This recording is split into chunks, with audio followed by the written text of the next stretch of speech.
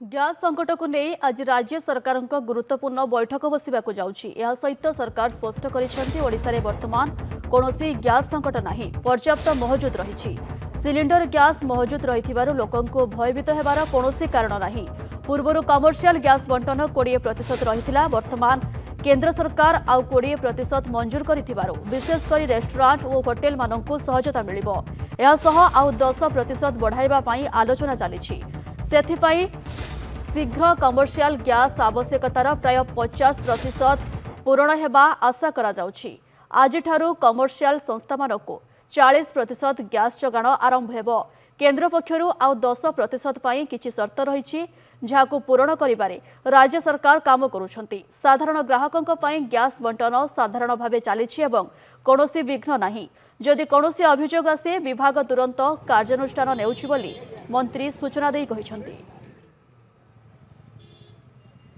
Gas अभाव नहीं, sufficient gas अच्छी। आमर गोटे दिन में लगभग 2000 ग्यास डिमांड अच्छी।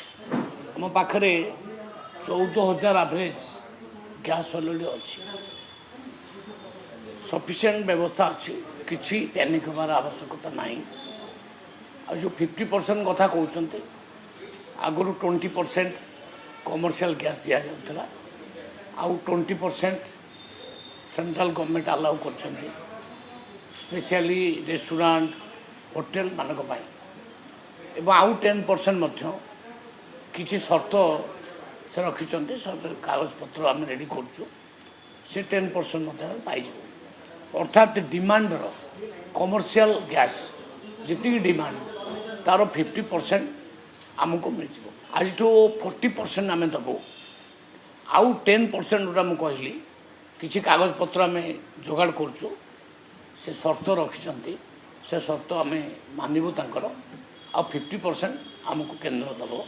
50% जी डिमांड तार 50% आम कमर्शियल गैस दब। किंतु कंज्यूमर मानकर जहाँ डिमांड समस्त दिया कंज्यूमर को क्या मना करा बुकिंग करने पर दिया।